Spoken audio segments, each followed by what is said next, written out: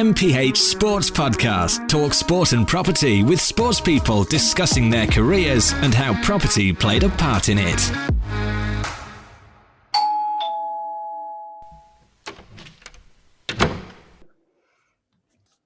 Curtis Davies, welcome to Talk Sport and Property. Thanks for coming on. How you doing, mate? I'm very good. How are you, mate? Yeah, very good. And see, you obviously just finished training. Yeah, I've just been working hard. I obviously rushed out for you though, Lee, didn't I? So I made sure I brought my bits and bobs in so I could do it here if I was struggling. But yeah, I'm here and I'm ready to go. Oh, listen, thanks for joining us, mate. It's good to have you on. Okay, so just in case you've not listened to the pod before, I'm sure you've listened to loads of episodes, but just in case you haven't, this podcast will be broken down into two. First of all, we're going to talk about you and your career, so the sports side of the pod. And then we're going to have a quick question fire round. And then we're going to go into my favourite subject, which is property. So first of all, let's talk about your career. 36 years young, current captain at Derby County Football Club, 566 career appearances, 172 of those in the Premier League, 27 goals. You've also played for Luton, West Brom, Aston Villa, Leicester, Birmingham, Hull, and Derby County. But it all started as a trainee at Wimbledon, right? Yeah, it did. Yes. It's an interesting one. You know, nowadays kids are in football clubs from some of them 10 years old, 12 years old, wherever it is. I was one of those that I was always good, but, you know, you never really know how good you are until you go somewhere. So I was good at, 11, good at 12. And then as you get older, it kind of whittles down how many are as good as you. So as I went through school, there were probably 5 of us in year 7. There may be 4, then maybe a couple started smoking and getting into bad habits. So by the time I was about 14 or 15, I was the one that was kind of standing out in terms of my attitude to football, but also my ability. And what happened was I hadn't been scouted yet. I was playing county football, playing district football, Sunday league football, but hadn't been scouted. My PE teacher used to coach for Wimbledon, and he had a word with a guy called Martin Heather that was the head of recruitment for the young lads. And he said, "Oh, just have a look at this kid." He said, he's really good. He won't let me down in terms of, his attitude is going to be spot on. He's going to work really hard and sent me down for the trial. And fortunately, I got myself a year's schoolboy forms. So that was the start of it. But unfortunately, throughout that year, being 15 going on 16, I had growing pains in my hips. So basically, I had like a nerve, almost like a sciatic nerve problem. So it could be that I could play a game and after 80 minutes, it could go and then I'd have to come off. Or I could start the game really sharp and everything. And then if the nerve goes, I could have to walk off after 5 minutes. Wow. So that meant I missed about 3 months where I just had to, tedious things when you want to play football as a kid, running around the pitch while everyone's training, or little stretches with the physio. It was really, at that age, it was tough. Yeah. And then eventually I knew I was going to be released, but the last couple of months of the season, my mind was, I'm going to stay here. I'm going to get the best training I can, get myself as tip top as I can. And I've got myself a job as well at the same time. I got myself a job in Sainsbury's so that I knew that if, God forbid, which I expected to get released, I've got some money behind me and I can hopefully pay to go on some trials. So I read that after your release from Wimbledon, you were so determined to make it as a footballer that you actually wrote to every single club in your area, to include obviously like Arsenal, Tottenham, QPR, Palace, Luton and Colchester. It seemed like Colchester were the club that gave you that sort of trial opportunity. Is that right? Or well, I wrote to everyone. I only wrote in the southeast, so I was a bit of more of a home bird then. But I wrote to everyone in the southeast. I really should have gone nationwide, but I was writing to Arsenal, Tottenham, Chelsea. I had no right writing to them after being released by Wimbledon, but I was of the idea: you don't ask, you don't get. And even if they just wanted to have a look at you, you've got half a chance. So a lot of them, I didn't get letters back. A lot of them, I got rejection letters. But the 2 that stood out, well, there were 3 actually. So Luton actually called me.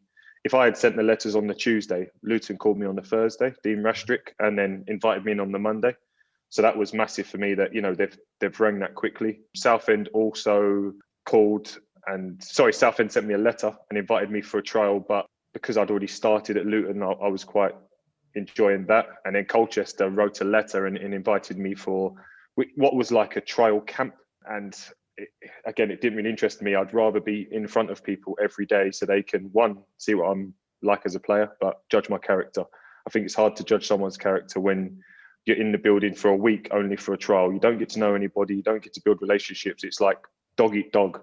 Whereas because I was going into Luton with the lads that already had scholarships, so it wasn't about me taking their place or me trying to displace them or anything like that. It was just about, can I fit in with these lads as a person and how my football ability was. And luckily at Luton, it all worked out and I got a contract. Yeah, you did. So in 2003, at the age of only 18, you made your debut for Luton Town. Do you remember that well?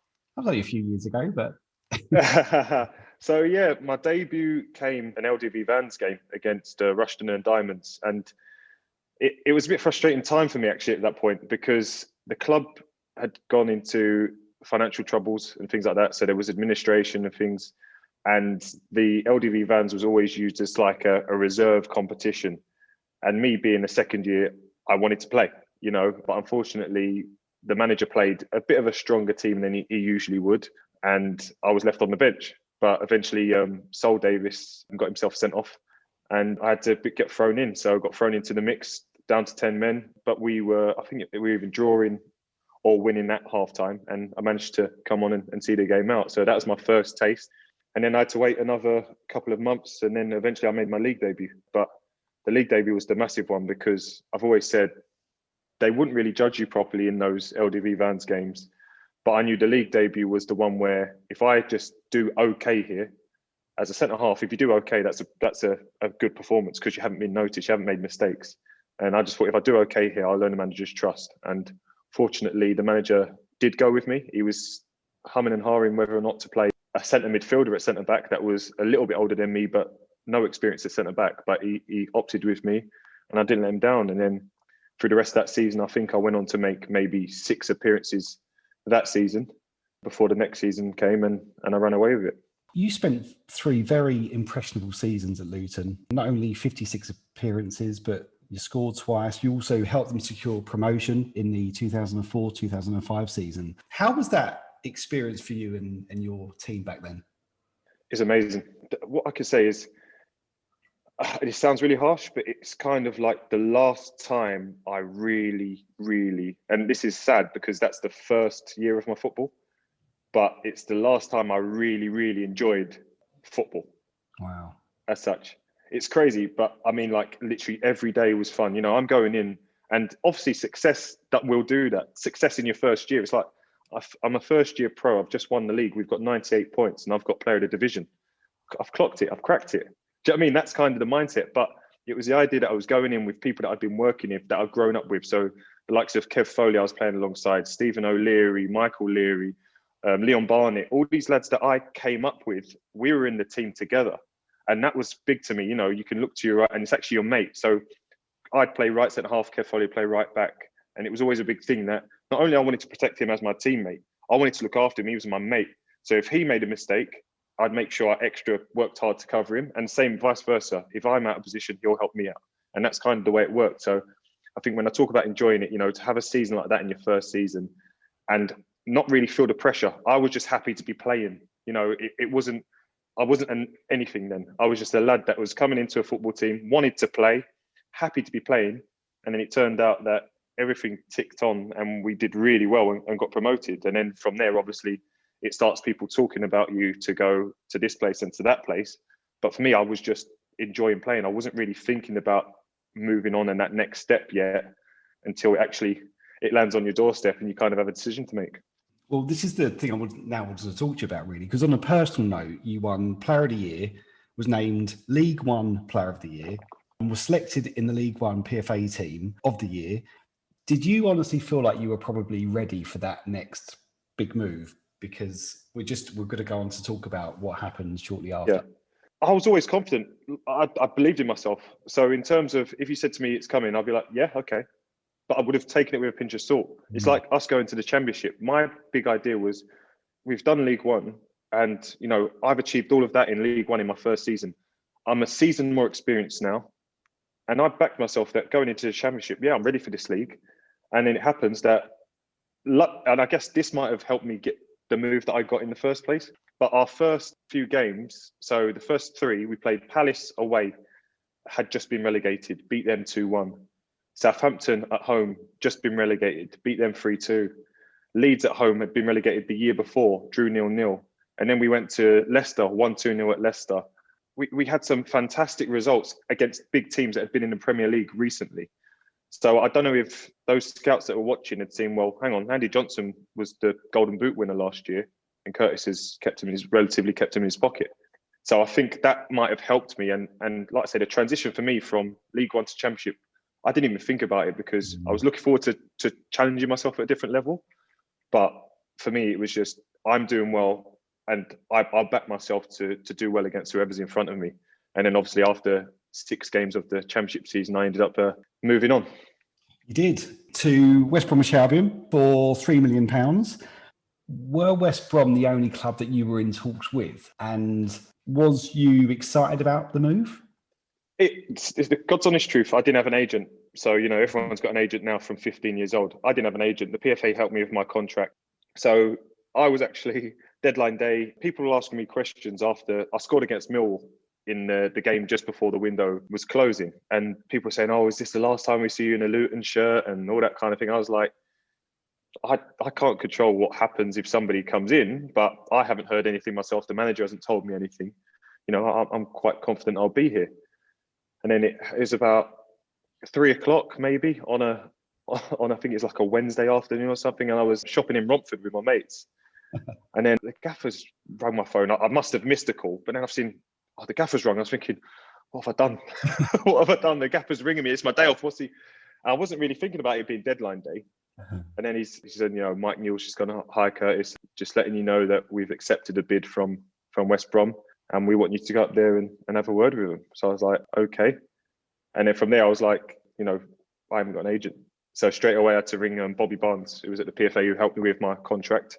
And then he met as well Phil Sproson, who's my now agent, halfway up the motorway towards West Brom. And then we went there for talks. And at the time, they were the only team. It's funny how it worked out. So they were the only team in the talks. The talks basically didn't go well. I think they basically thought that I was a young kid that maybe wasn't so clever and was just happy just to be at a Premier League side. And, it would have been fantastic to go to the Premier League. But because I had that confidence and I backed myself so much, what they were offering me, I think I could have got basically more at Luton in my next deal. Right. And, if I'm going somewhere for £3 million, which would have been, I think, joint record buy at the time for a Premier League football club, I thought they would value me a bit more. So I shook their hands and said, thank you for the opportunity, but I can't sign that contract, and walked away. And as I walked away, it was Jeremy Peace, the chairman, and Nigel Pearson, the assistant, because Brian Robson was away. I walked away and then Steve Bruce was ringing my agent saying, I've heard he's going to West Brom. Tell him to wait till January. I'll take him at Birmingham. I'll take him now, blah, blah. But, at the time I was like, well, I'm going back to Luton anyway, so we'll see what happens in January. But I backed myself that I'd started really well in the Championship. They'll come again. And as I got halfway down, I think I was back on the M1 actually. So I got down the M6 on the M1. Brian Robson's rang my agent and I'm in the car. And he's going, oh, what's this? You're asking for this and that money? And he'd basically been told a story that we were asking for ridiculous money. And we said, no, we were just offered a deal. There was no room for maneuver. So we turned it down. So he's gone back to them and hammered them. And then basically the deal came back and they were able to find double the money that they offered me a minute ago. And I went back and signed it. Wow. But it just shows that sliding doors moments, if I was just that naive kid that didn't back myself and just thought I'm just happy to be in the Premier League or happy to be on a little bit more money than I am now, could have been different. They could have had my pants down, as it were. So, but like I say, I backed myself and my self-confidence was so high that I was able to walk away from that. And fortunately for me, it paid off. Some it won't, but for me, it paid off. Well, it did. I mean, look, despite the club experiencing relegation in that first season, you signed an improved 4-year deal at the club, which also included a captaincy role, you being the second youngest captain in the club's history. Can you share with us the memories of that first season and how did you find adapting to a captaincy role? Had you played captain before at Luton or?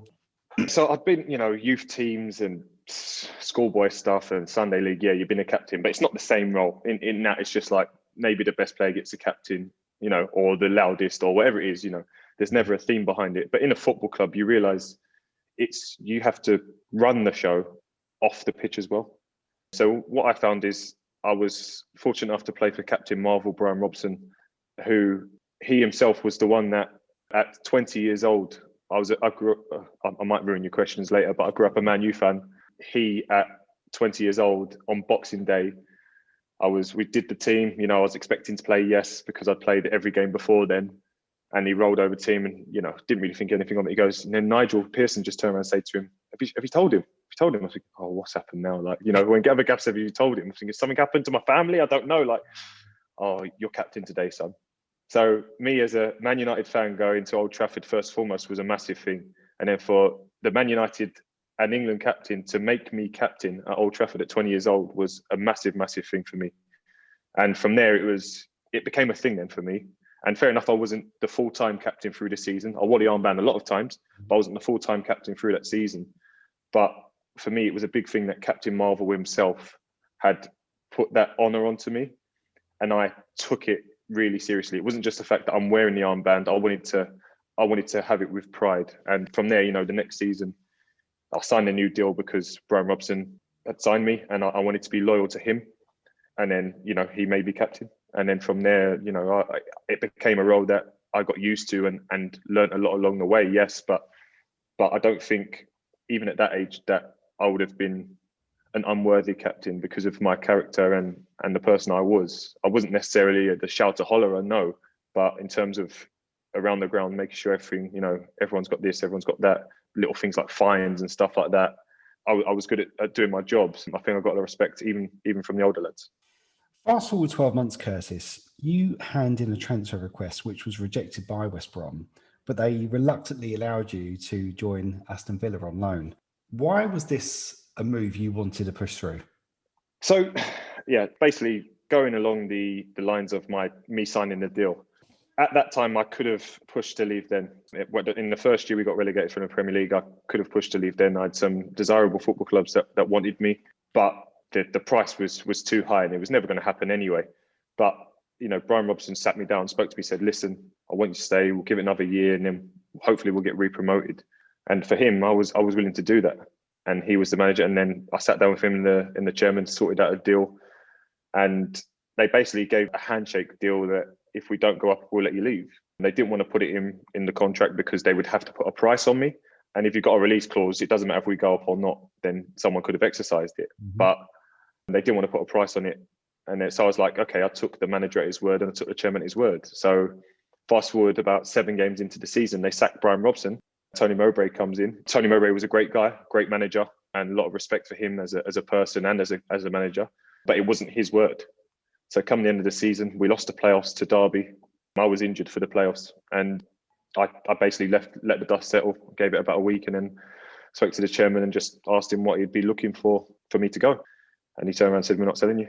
So for me, it wasn't a case of threw my toys out my pram or spat my dummy out. It was a case that I was given this promise by the man who looked me in the eyes, shook my hand, and it was broken. So for me, that's why I had to pursue, you know, transfer requests every day, pretty much.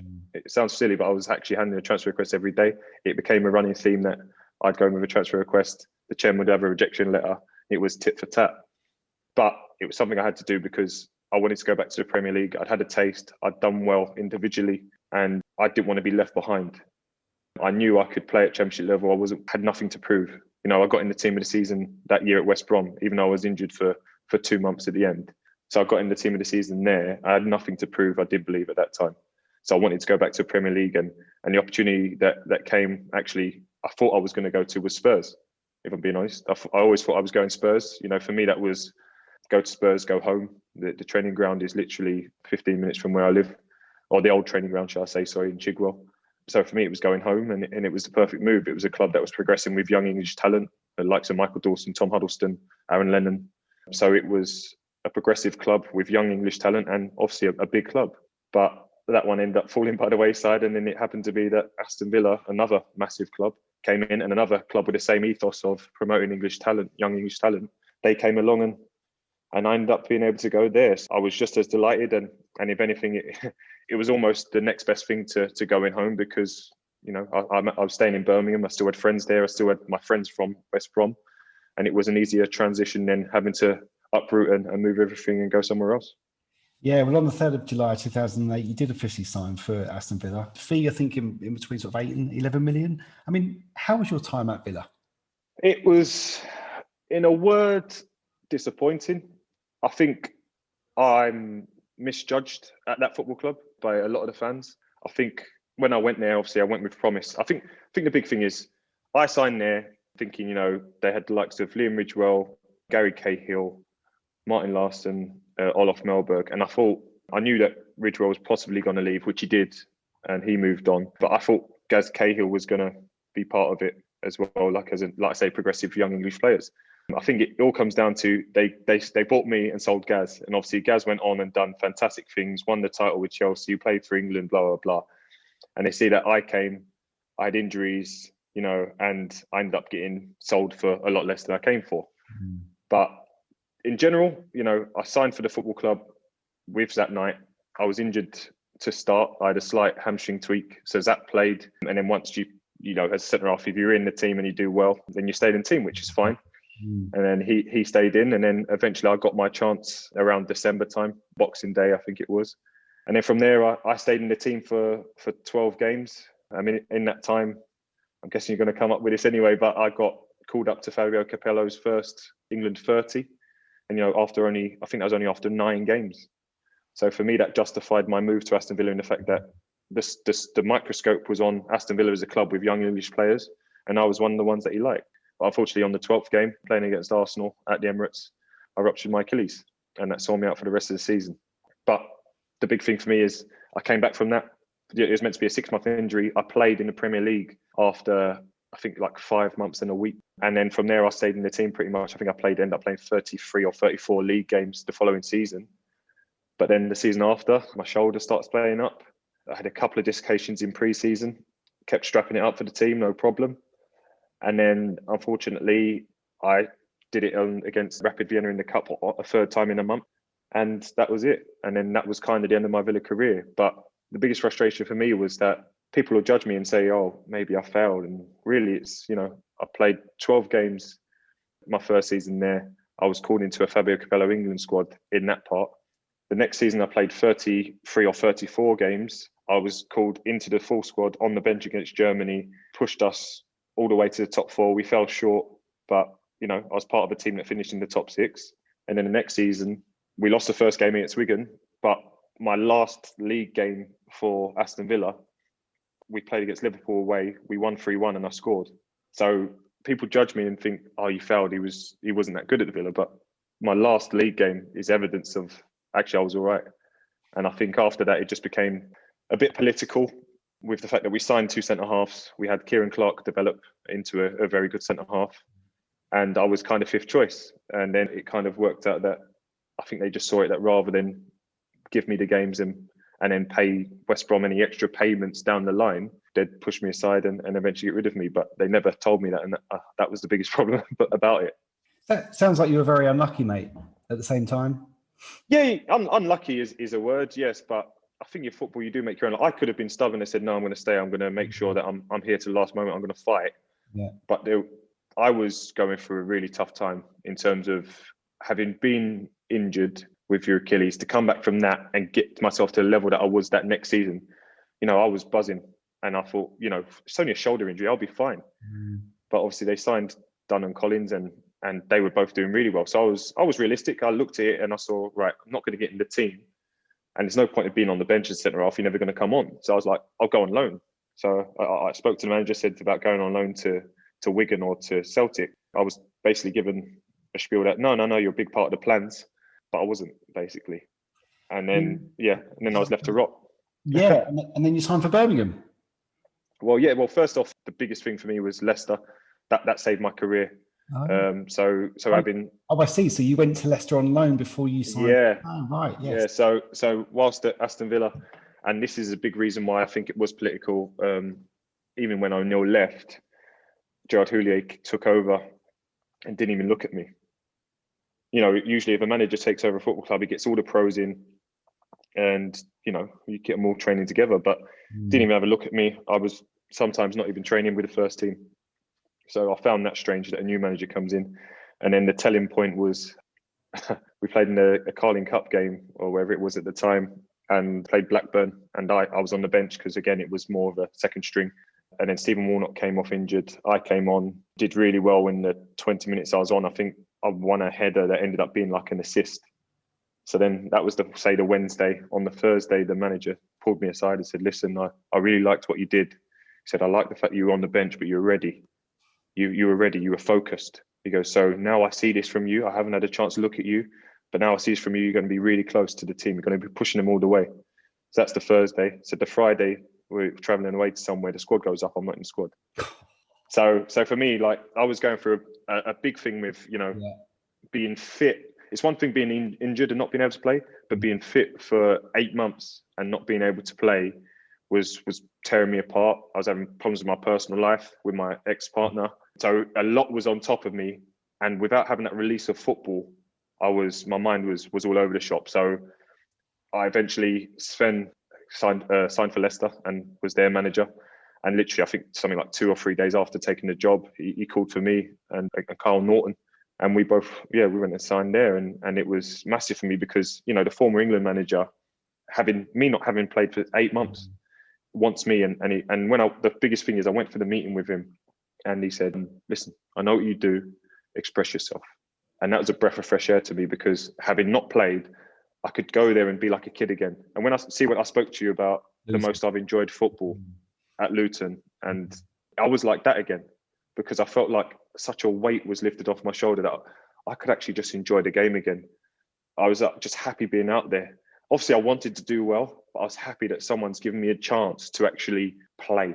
And then, from that loan spell, I did really well there, and actually I'd signed the papers to go back for the rest of the season. But the day I went there to sign the papers, I then came back to Villa, and my agent rang me that night saying, "Don't go into Leicester tomorrow." I was like, "What? Like, what's happening?" Thinking they pulled the plug and they're just messing around. He goes, "Oh no, because Birmingham put in a permanent offer." So for me, it was again, Birmingham were in the Premier League. I knew Scott Dan had just got injured, so I looked at it, could have a chance of playing. So it made more sense. So it ended up being that I signed for Birmingham instead of Leicester, and it was just a crazy way it all worked out. You played nearly double the amount of games at Birmingham. Now I know why.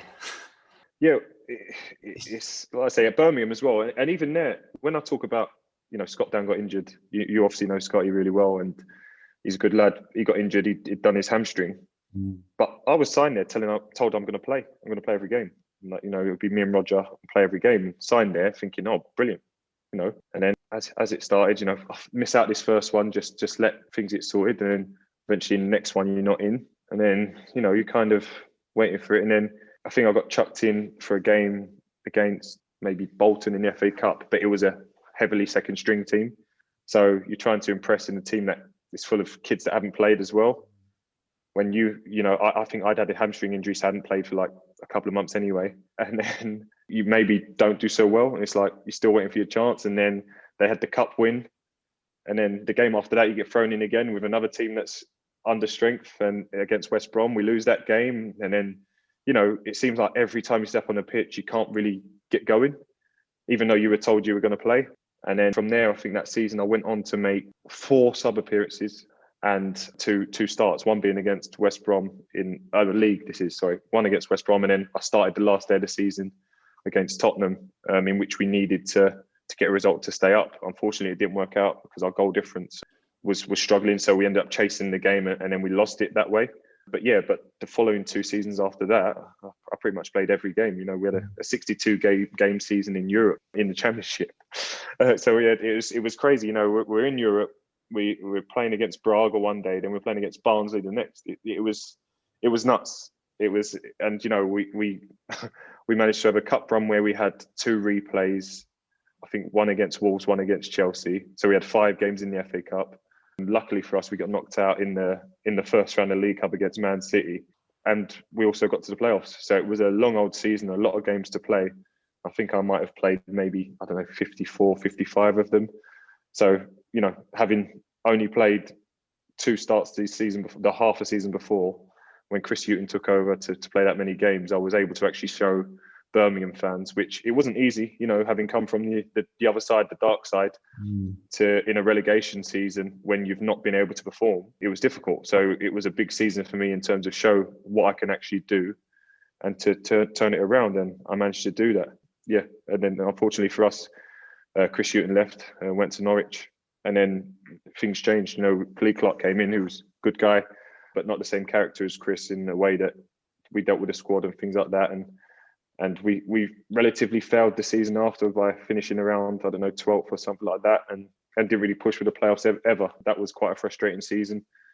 But I still was able to do well individually, show what I was made of, and remain in the fans' thoughts and highly thought of.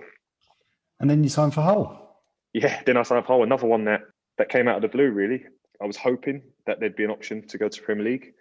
And again, I always thought I was going to be going to Norwich because Chrissy was there. I know that 3 windows in a row they came in for me and were told no. But I still thought, I've got a year left on my deal. Birmingham are probably going to cash in at this point. And I thought I was going to be going to Norwich. I was kind of looking at areas around Norwich and things like that and where to live. And then it ended up being that I was on holiday. I remember I was on holiday in, I think, Malta with my wife. She's my girlfriend at the time. Yeah. And I got a call from my agent saying, Birmingham have accepted a bid from Hull. You can go and talk. Don't have to worry rushing back from your holiday. It's quite relaxed. They're not back in pre-season yet. Once you're back, because I was back like 2 or 3 days later, we'll go straight up there and we'll sort the deal. So again, went up there, spoke to them, having just been promoted from the Championship themselves, got the deal, sorted in principle on the way up there. And then when you get there, things change. You're sitting in the hotel and you're talking about this deal and this and that. And it basically was just a pipe dream what they were talking about on the phone. And I said, okay, thanks, but no thanks. I'm going to go home. And basically I was ready to go home and then convinced to stay at the hotel, the Hallmark Hotel in Hull, and stayed there overnight whilst they tried to thresh something out. Overnight, they were back and forth and I just had to stay out of it because I think the chairman, he didn't want me to be attached to the emotion of it where he's doing his business deal, which I understand because ultimately he's doing the best for his club and my agent's doing the best for me. So I did understand that. But ultimately, I kind of wanted to be present because I wanted to give him my spiel and give him my talk and tell him what I can bring to the club. But he didn't want that. And then eventually we managed to get the deal in a better position. So the next day I signed and we had the photo shoot and everything like that. But it was a strange thing again that, having been told, yep, we want you, give you this, blah, blah, blah. And then you get up there and it's like, you're just moving the goalposts. But again, if you're not bold, if I was just, I want to play in the Premier League, so I'll take whatever, then that would have been it. But, again, I backed myself that I'd been doing well. And ultimately, maybe the thought of I could go Norwich, if not anyway, was in the back of my head. Chris, it's all full of that. But I had the back of my head, I knew that I'd valued myself at more than what they did. Yeah. So I had that in the back of my head and I felt good. I felt good that if I walked away, I would have been okay. But I'm glad it happened. You played 43 times in that first season, 37 times in the Premier League, the most you had experienced as a professional, helping the side avoid relegation, but also winning Player of the Year. I mean, it did appear like you did really enjoy that first season at Hull. Yeah, I don't know if it was the underdog mentality, a group of players that I guess a few of us had been in the Prem, maybe not made that big stamp on the Prem yet. Mm-hmm. A few had played in the Championship, been good players in the Championship, were ready for that step up. And then, a couple of others like Tom Huddleston that had kind of, even though he was younger than me, been around the Prem a bit longer, having played at Spurs, played in Champions League, things like that. So we mixed a good blend of experience alongside young players that were good, but also ready to step into the Premier League. So we had a really good squad, and the way that Steve Bruce managed us as well, he was a perfect manager for that group. So it just happened that first season, just the way it went in terms of our league position, we were never really ever in too much relegation worries. We always seemed to manage to keep quite clear of it. And then the cup run happened. And that kind of, you talk about that. Yes, I really wanted to bring this up because, FA Cup final, look, I love my football. It was so good to be back at Wembley on Sunday. I was very lucky to have corporate tickets for the Tottenham City game at the weekend. But, FA Cup final, 8 minutes in, you're 2-0 up, you scoring the second goal, even though I actually rewatched it. I mean, can you believe you scored? And you're 2-0, because that celebration was a complete it looked like a complete surprise, thinking, "Oh my God, this is Yeah. come true." We're 10 minutes in, we're 2-0 up, and you're screaming and celebrating with the fans. Yeah, it was mad. All throughout that campaign, the FA Cup campaign, we were the team that, people talk about, oh, you've got to do well to get the FA Cup final. We did do well to get there, yes, but we were always the big dog. Every team we played along the way, we got a lucky draw. We were always the top seed.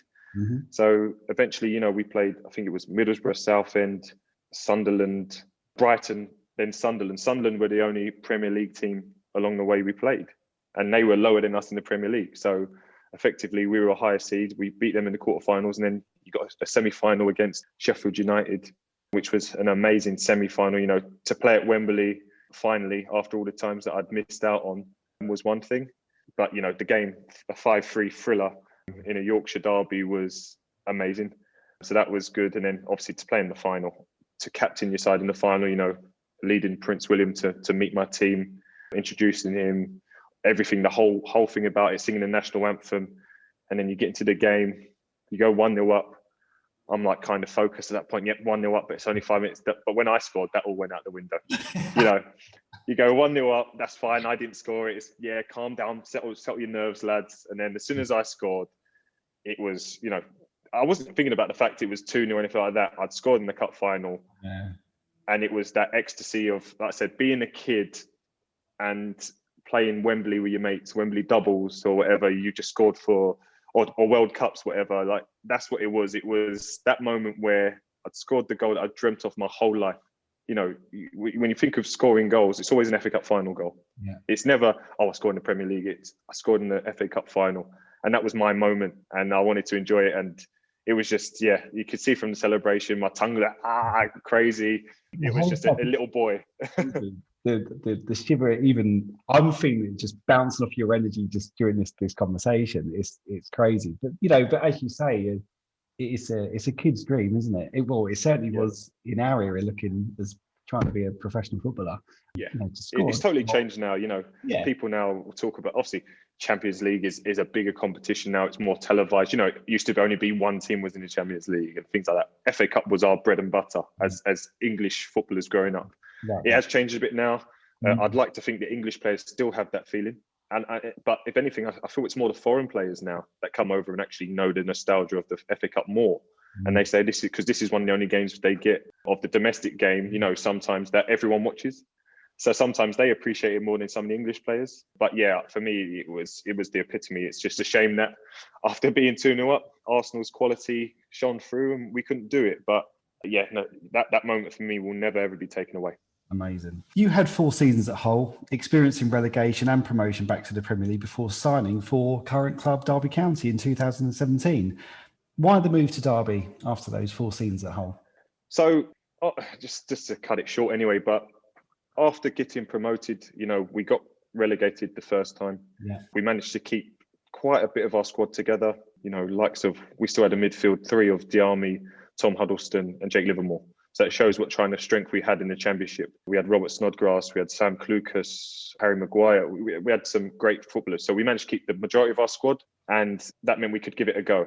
So in the Championship, fair enough, we didn't get automatic promotion or champions, but we got to the playoff final, which is, people say, the better way to do it, but only if you win. Playoff final at Wembley, Mo Diarmi pops up, scores the winner. Fantastic day. We're back in the Premier League, but that's where it stopped. We went up to the Premier League. Unfortunately, the way the things went in the summer, Steve Bruce wasn't given the funds that he wanted, ended up walking away from the club. We then didn't have a full-time manager yet, until Mick Phelan literally took it on deadline day, or they gave it to Mick Phelan on deadline day because we had a good start. And then we're troubleshooting, trying to find players on the last day. And to say, if I'm being totally honest, we had a worse squad in the Premier League than we had in the Championship. So that for me was really disappointing that we didn't give it a go. I'm not saying we had to go and spend loads of money, but just get a few players in here and there and actually work a strategy towards what we want to do.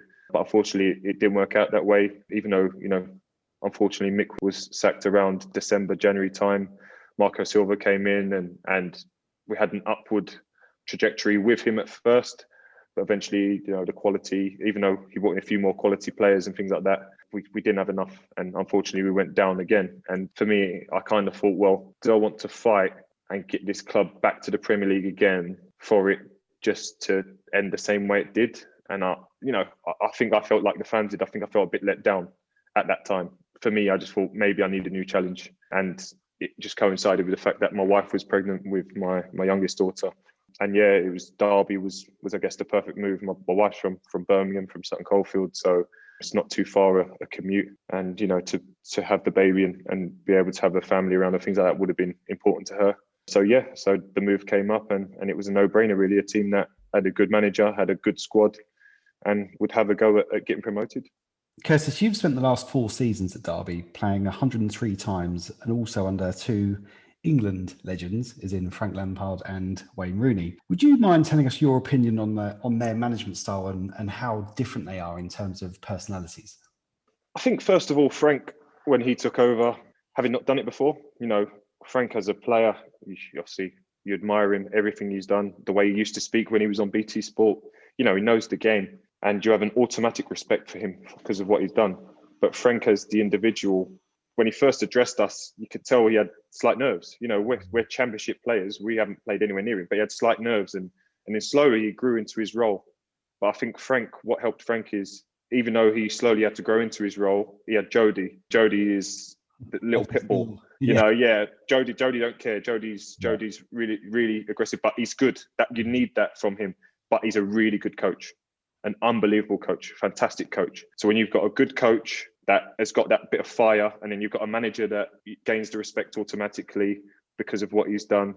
And then we still had Chris Jones, that used to do the fitness drills and stuff like that. And he had a good character about him, kind of like that balanced one. It was a really good combination. And, it just seemed to click. Obviously, Frank being able to get the loans of Fikayo Tomori, Mason Mount and Harry Wilson helped, because they were massive players for us that season. Obviously gone on to do all right since, haven't they?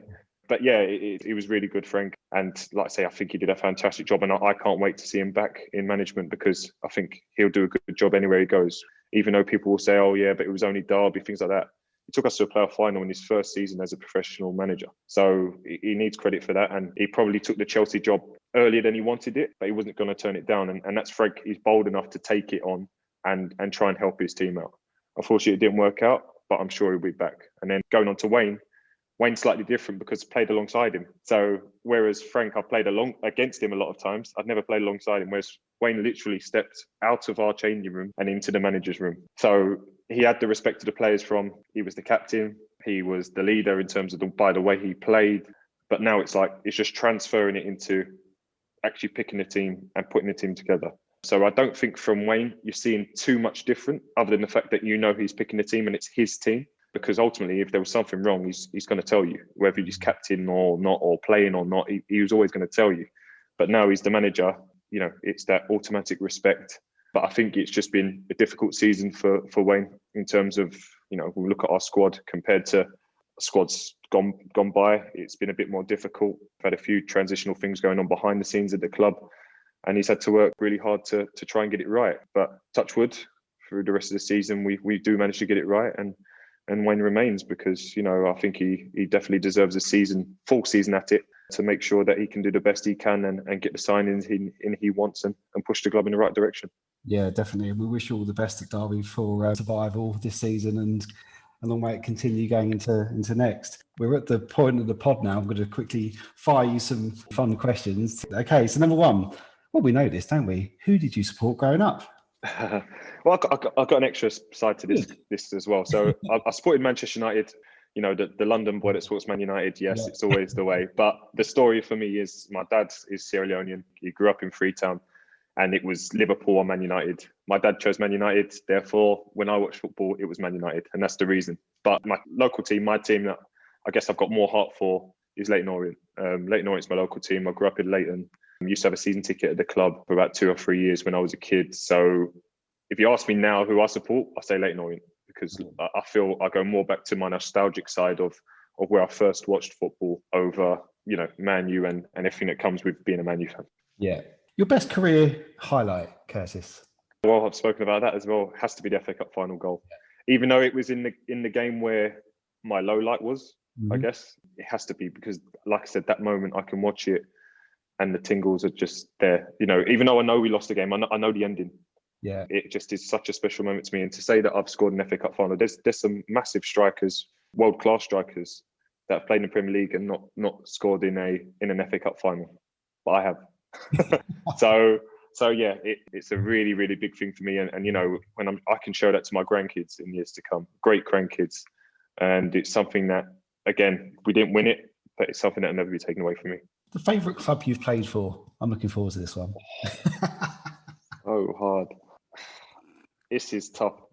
I love this place here, and I'm here now, so my emotions are a lot higher. Yeah. Luton was my start and everything that the club gave me opportunity-wise and everything, but I think I'd have to go with Hull. I think simply because, you know, being at Derby now, you know, if you just compare, people live here and there, and I live in Birmingham. Yeah. So I'm not kind of part of the social group as such. So, you know, in terms of after training, integrating with your mates and things like that, your teammates isn't as much for me because they all live in Derby, I live in Birmingham. I've got my mates in Birmingham. Same with Luton. I guess at Luton I was young anyway, but you know, you'll have some live in West London, some live in Luton, some live in Bedford, some live wherever. So, you know, it'd be like if we have a team night out, yes, we'll all go together. But then other than that, it's like, you know, he's here, he's there here. Whereas in Hull, everyone was together. Hull's one of those places you can't really live anywhere else. So everyone lived in Hull. So it'd be a lot of times, you know, after training, going for coffees, going here, there, everywhere together because we all were there, or parties, meals. So I felt that that club, the team unity we had because of all being up there was a lot stronger. And I just feel the sense of community in Hull in general as a city was amazing. It was from the moment you stepped into that city, they took you in as one of their own. And I think that was a massive thing for me and my family. That's a great answer. The best player you have played with, and I know there's going to be so many. Yeah, the one I always, it's an easy answer for me, I guess, Ashley Young. Simply because at Aston Villa, the season where I spoke about, we pushed all the way to the top four. He got the PFA Young Player of the Year and he was unplayable. He is fantastic. You know, for being such a good side, we had good players. We had for United. This is before he signed for United, yeah. So I think it might have been 2 seasons before he signed for United before, but he basically, you know, even though we had a good side, we had the likes of Gareth Barry, we had Stilian Petrov, we had James Milner, Stuart Downing, you know, Gabriel Bonlaho, John Carew. If the chips were down, the gaffer would say, get the ball to Ash. He'll make it happen. And we pretty much knew, yeah, you're right. And he used to have that one where he'd be on the touchline on the left, cuts in on his right, whips it in top corner, wins us the game, or puts in that cross that, you know, Johnny Carew heads. He was fantastic. And like I say, that season, he was phenomenal. And I think even more so now, looking at the career that he's had, being at Man U, going to Man U as a left winger and doing his best to get through that at that club was one thing. But then to actually play left back for Man United, play right back for Man United, and have that stubbornness to say, no, I want to play for Man U. He doesn't care where he plays. He wanted to play for Man U. That was the biggest thing that I'd seen that I didn't believe I'd see from Ash. Because I always thought he'd be like, if I can't play left wing, I'll go somewhere else and play left wing. But I think fair play to him because, you know, now he's same age as me. He's 36, I think, next month. And he's playing for Inter Milan. And they're just about to win Serie A. So having had titles at Manchester United already and won Europa Leagues and things like FA Cups, League Cups, he's now gone and he's going to win a Serie A. So fantastic guy, fantastic career, and what a player. The best player you have played against? Played against, I would say, Alexis Sanchez, but Arsenal Alexis Sanchez. I have to disclaimer because, yeah, it's just seemed every time we played against him at Hull, he seemed to score 2. I think we played against about 4 times. He scored 8 goals. When you play against a player, you know, right, he's going to work hard, but you could probably give him a chance, he won't score. But this guy, he's probably going to score if you give him a chance, but he's not really going to work. Yeah. You kind of balance yourself out in that game. But you play against Alexis Sanchez, he's the type that just doesn't stop. So he'll make 4 runs and not get the ball, but still keep going, not be annoyed with it. He'll drop in and get the ball, so you have to sometimes follow him. He'll take you that way. When you've got the ball, he'll press you, and then if you get past him, he'll keep chasing you all the way back into the half. And then when he wins it, rather than actually just giving it to someone else, he'll turn and start running you back the other way. So he just did not give you a breath. He was honestly just at Arsenal, again, unplayable, fantastic footballer, deserved, if you're saying it was a bigger move, the move to Manchester United to really kick on. But for me, not because of my being a Man U fan, it's just a shame that it didn't work, because when you see great footballers that just all of a sudden lose it, lose that edge. You think of Fernando Torres when he went from Liverpool to Chelsea. It's really disappointing when it just doesn't click for them, and it just doesn't work out. But I could just say when he was at Arsenal, he was fantastic. A centre back you wish you could have partnered up with? Oh, easy, Rio Ferdinand, my hero.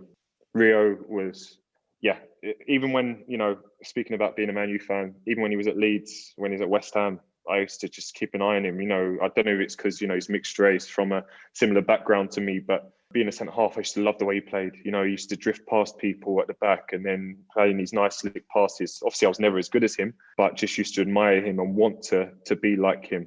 So if there was one, definitely Rio, because like I say, my hero, and for me, my personal opinion, best centre half in the Premier League that they've ever seen. Would you go into coaching or management one day? And I know you and I have spoken about this, so... Yeah, I think it's something that's probably instilled in me. I think the frustrating side of it right now is the badges, if I'm being totally honest, because, you have to jump through hoops and tick boxes to get these badges, even though you've played the game for 20 years. That's quite a frustrating thing, but, it has to be done. But, whilst I enjoy the media side of things and I'm doing a lot of stuff at the moment, I think people always say once you step away from it, that's when you miss it. And I can just sense that with myself, that even being away for that month where I'd had my operation and wasn't allowed in the football club, I was itching. I think it will be something that I probably pursue in the future. But yeah, we'll see. It's all about opportunities. I think in coaching and in management, well, more so coaching, you're better to be a good mate than a good coach, because it's always someone they trust. And then management, if you're going to step into a job as a manager, you might only get one chance. So you have to make sure you're ready for it, because if you only get that one chance, you let yourself down, it's going to be hard to do that second one. A captain role model you have learned from? Captain and role model I've learned from? That's an interesting one, that.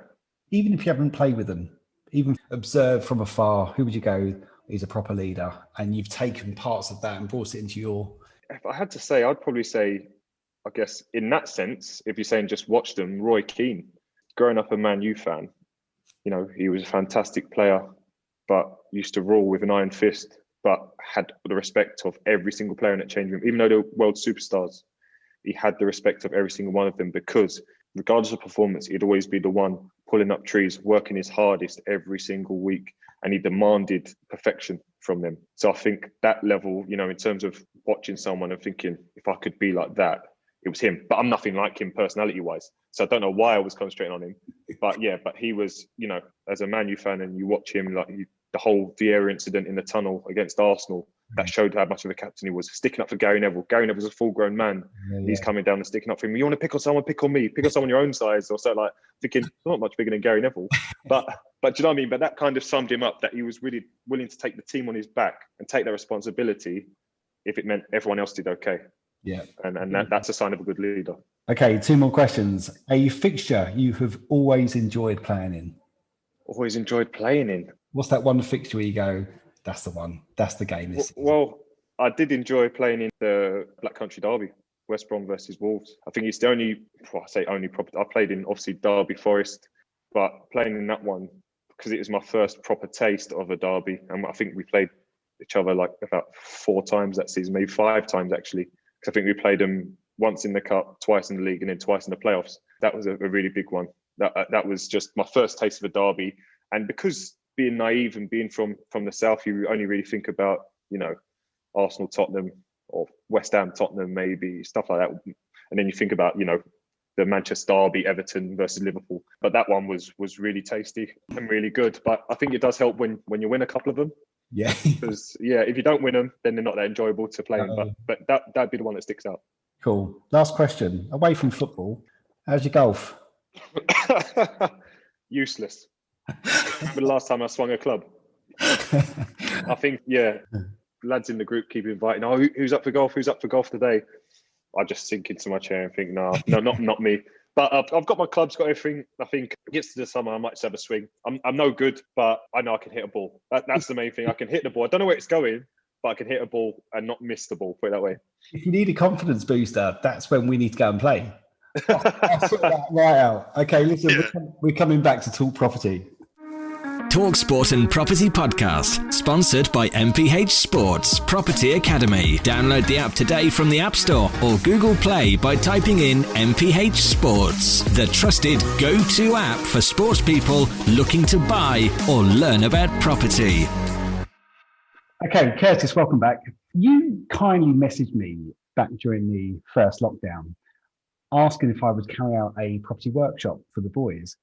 Just out of interest, why did you get in touch, and how did you think that particular workshop went with the boys? Well, first of all, I think it was just something that a lot of things were going on through lockdown, things to keep you occupied, a lot of things coming through Play on Pro and all these different organisations sorting out webinars. And I saw, obviously, your webinar, and obviously I gave you a message and just thought it'd be a good idea that a few of our lads have been into that idea. Some are first-time buyers looking to get their own properties and things like that. So I thought it'd just be a good thing to just have, one, give the lads something to do, but two, get a bit of information in it.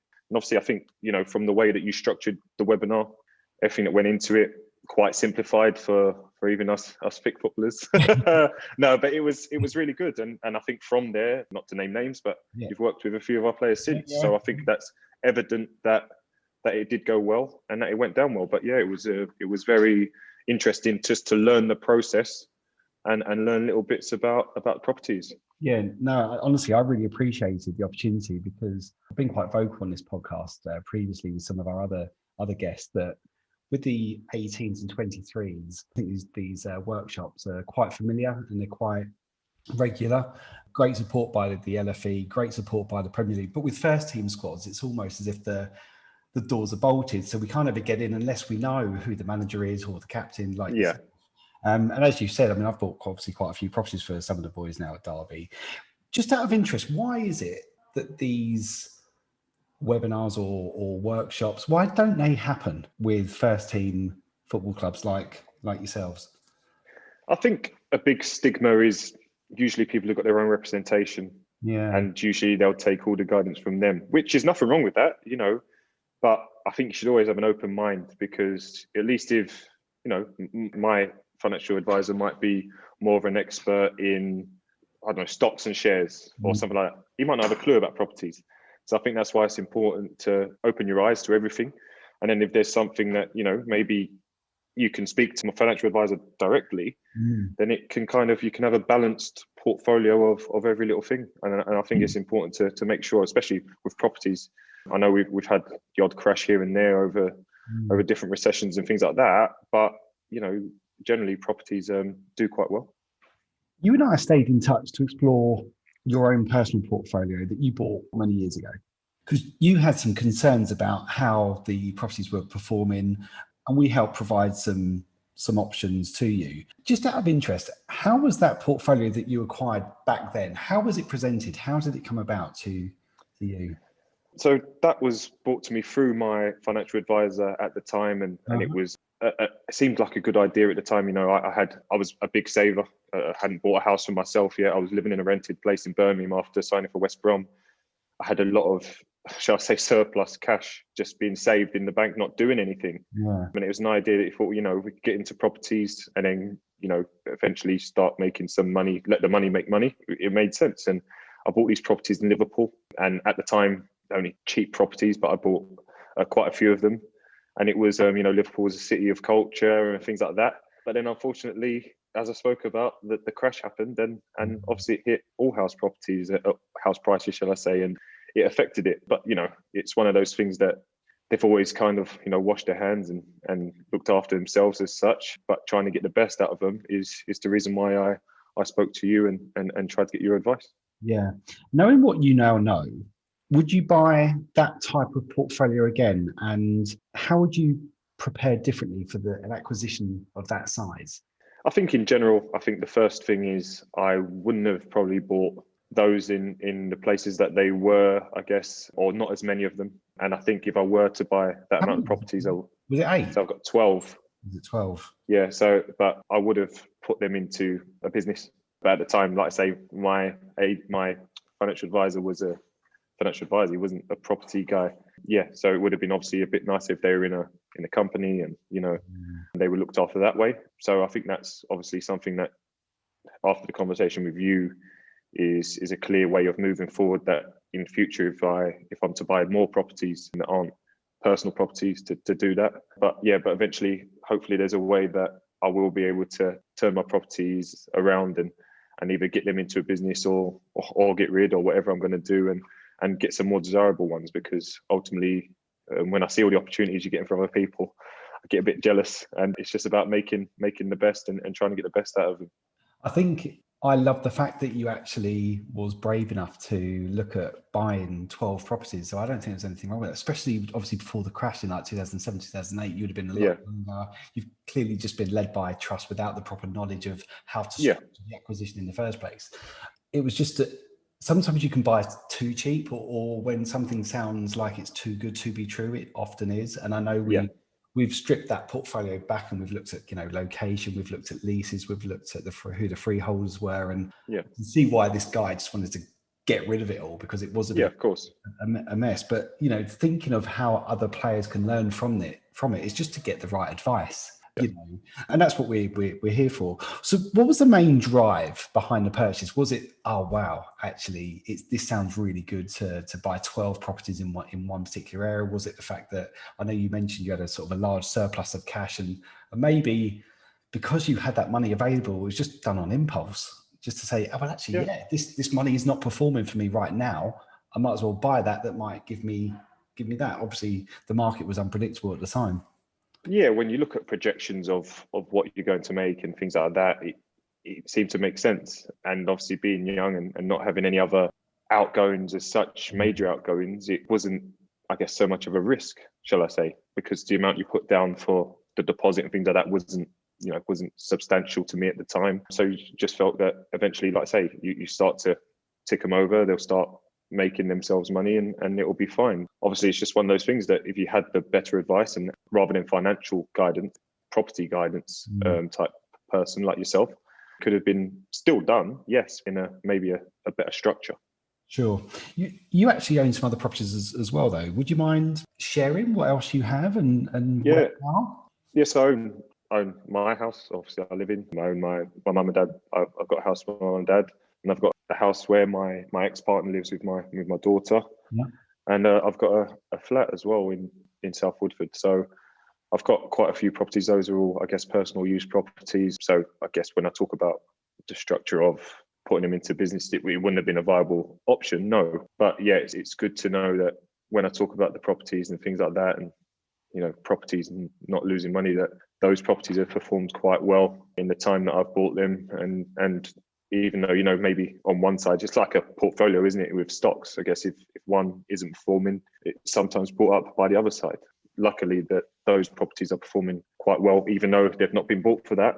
They're performing quite well. So eventually, when they come back to me, they'll add to my pension and be part of my pension portfolio, I guess. And moving forward, whether I sell them, remortgage them, downgrade them so that I could get or remortgage them and buy other little properties. It's a lot of options to do, but I'll definitely be calling you in about, I don't know, another 5-6 years once they all come back, and then I could start moving stuff along.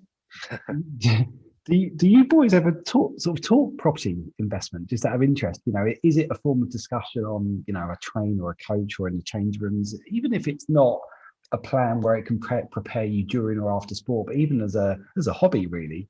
It's more, I know it sounds silly, but I might speak to a couple of lads that have spoken to you, and they'll be asking me about the structure. So similar to when we had the webinar, they'll be asking me about the structure. Is I'm the expert? It's like, no, I'm not the expert. I know the process because I've spoken to Lee personally, and this is kind of the way it works. But you need to speak to your financial advisor and see what you can do here, there, and there. I'm not telling you to do this. I'm just telling you this is the process. Lee is the man that will find the properties, help you with your mortgage, help you with this. But in terms of your actual finance, that's for you and your financial advisor. So that's what it kind of bit. It's almost like I was now you, basically, not in our changing room sometimes with certain players, because, like I say, because I'd put it together and they'd asked me a few questions here and there. It just became that I was you rather than you being you, and just them just picking up the phone to you. I think because you're respected as the captain, the leader in the dressing room, that's quite normal for someone who's probably less life experience, and naturally just go, look, Curtis, out of interest, Did you understand that more than I did? Because I'm actually quite and that's normal, I guess. I mean, what I would love to do is, I've been to Derby training ground twice now with the 23s. So is Simon Ord still there? Yeah, he literally just walked in the room a minute ago because I'm in the classroom. Simon walked in. They just seen that I was on a call. He just kind of backed out. But yeah, if he knew you was on the pod with me, he'd be coming over and say hello. So I know Simon really well. But what would be good is, because he asked me if, like, every year, could you just, or even more regularly, every 6-9 months, can I just sort of be available, just sit in the canteen? Because I've obviously been to the club a few times now. Yeah. Just in case someone has a question about buying a home, buying an investment, setting up a property company, remortgaging, asking about a first mortgage, particularly if they're experiencing new money from sort of 23s into the first year. Yeah, of course. I think just that sort of knowledge, just to be able to pass on without looking for anything from it, I think it's just so important, even if whether you're 36 or 21. 100%. It's just the fact that it's an impartial person that's saying, giving you a bit of advice, and then if you go away to your financial advisor, it's like, well, I know this and that, and then they might have someone, or you might not, or it's just sometimes if you just stick with one person and expect them to know it all, that's not the way. So I think, like I said, if you want your keys cut, do you know what I mean? But it's true.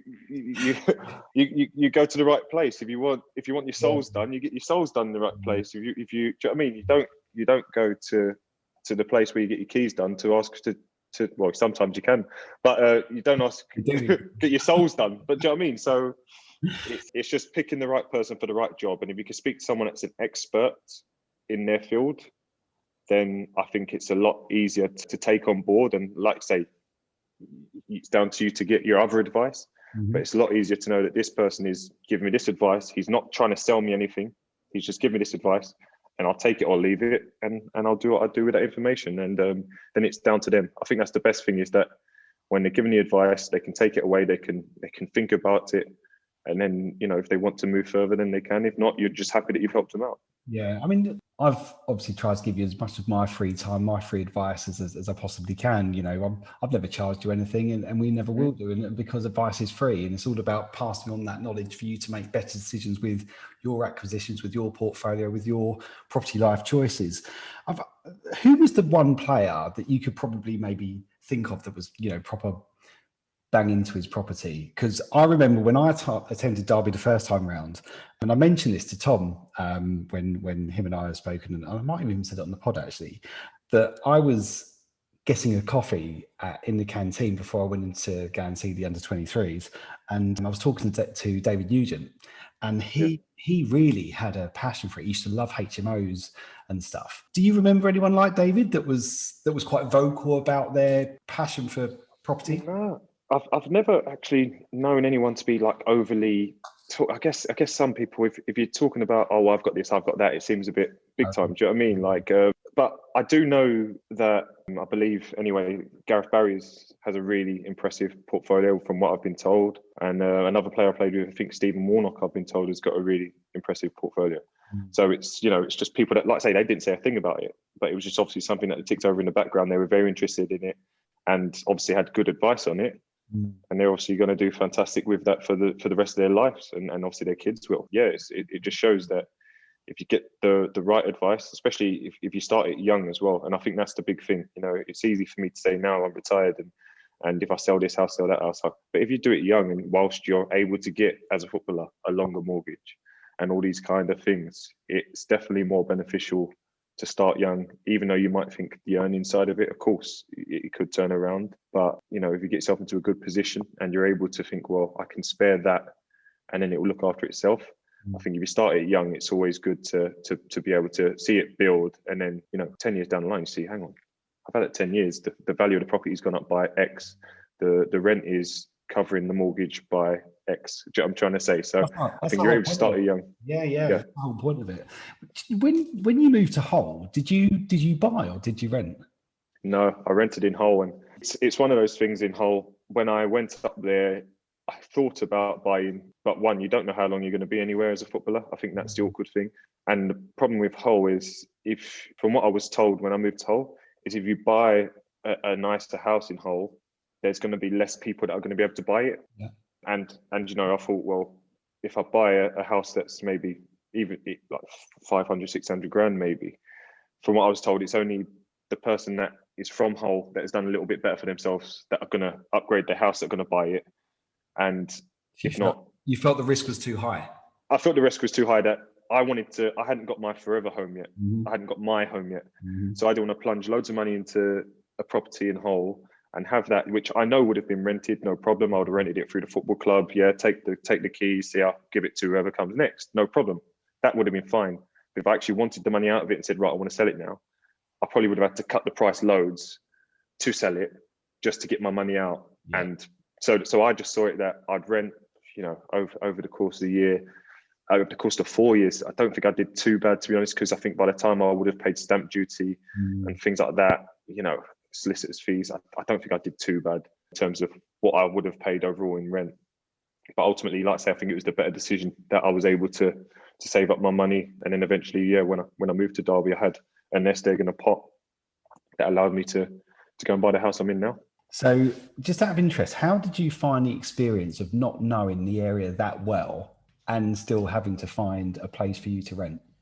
Basically, I got told when I moved to Hull that the West Hull villages are the best. So in terms of there's like Kirkella, West Ella, Anlaby, South Cave, all these areas. Basically, so you'd Rightmove, what is there to rent? And then there was nowhere to rent because again, all these nice houses, if they're on the market, people are wanting to sell them. I remember a story that told me that you was all stuck in a room once, and literally on Rightmove, and you're yes. So we were all in the Hallmark Hotel. Yeah. So what I was talking about, the Hallmark Hotel, I'm having to give it a little down this one, favoriting it, calling them up privately so the boys couldn't get ahead of me. But yeah, it was one of those where eventually I just started speaking to people that had placed up for sale. So anyone that maybe had placed up for sale for longer than 2-3 months, I'd approach them and say, listen, I want to take the property on. Could I rent it? And I'll pay X amount per month.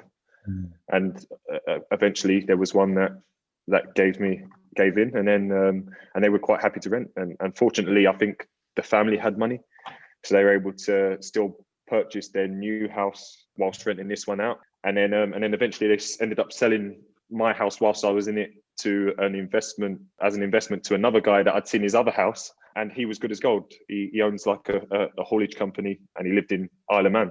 So he wasn't that interested in the house. And he said that once I left, he'll either sell it or just leave it with Hull City. So I knew I was secure in the house for the 4 years I was there. It wasn't going to be that I'm going to have to rent this one, do it up. Then I'm moving again for another year. Then I'm moving another year. It was luckily I was happy to be in the same house for 4 years, and it was lovely. I'm really glad you did that, because that's the strategy that I tend to use for a lot of players as well.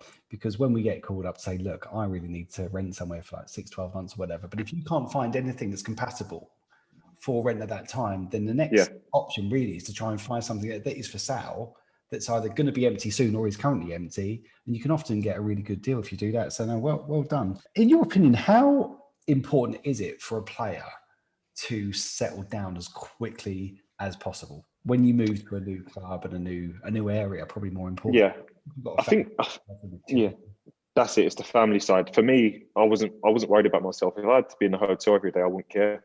As much as you like your home comforts, things like that, I'm quite minimalistic. As long as I've got the TV, I know where I'm going to eat. Fair enough. Tea might not be as good in the hotel as me making my tea at home, things like that. But as long as I know I can get my bits and bobs, I'm fine. But the idea of, me and my wife living in a hotel, and then when my eldest daughter would come up to stay, we'd have to be in a hotel. It just, that's the hard part. So for me, like I say, the first start to it before we found the house, my wife was still in Birmingham. It was fine. I was able to just get on with my football. And then eventually we find the house. My wife was able to do it all up. She was happy. The house was done up. I wasn't just going in and saying, oh, we're going to leave it. We did it all up nice so that she'd be happy with it. And then, my daughter had her own bedroom and things like that. And it just works out perfectly. Whereas I totally understand, and that's why I feel, I've never played abroad, but for the people that come from abroad, and some of them are learning a new language, their wife is coming over and their kids coming over to a new culture. They don't speak the language. They're finding it hard to get settled. They can't find a house because they're in a hotel, or they're still in wherever they're from because he's waiting to get a house before that must be difficult.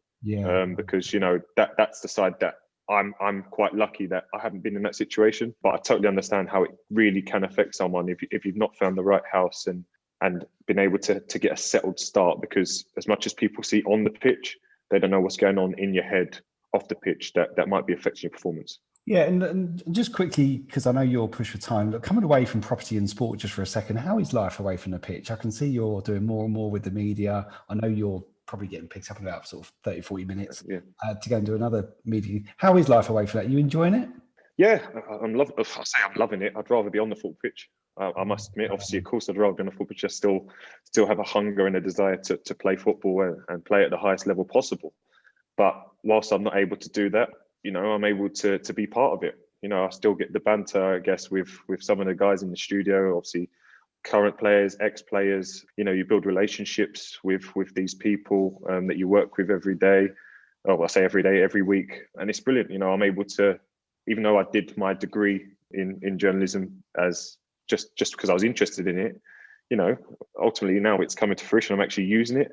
And yeah, it's really good to be able to go and talk about football, because I'm fortunate enough that, you know, a lot of people want to do it. It's a competitive market now, you know, after people retire, they want to do it. And unfortunately for me, you know, the outlets like Sky and BBC and Quest have given me some great opportunities to be on their platforms. Long may it continue, but I'm a player first, and hopefully the rest of that can stay with it. Awesome. Mate, I'm going to let you go because I know you pushed for time. Curtis, honestly, thanks for all your support you've ever given me, mate. I know you've given me players and you've been fantastic in social media for us. Wish you every success in coming back with a quick recovery. I know you've had a real tough 5 or 6 months now, mate, but get back, come back stronger, and you and I will catch up very, very soon, I'm sure. Cheers, Lee. Take care, mate. Thanks again. Cheers. You've been listening to Talk Sport and Property. Visit the App Store and download the MPH Sports app today, or keep up with us over on Instagram.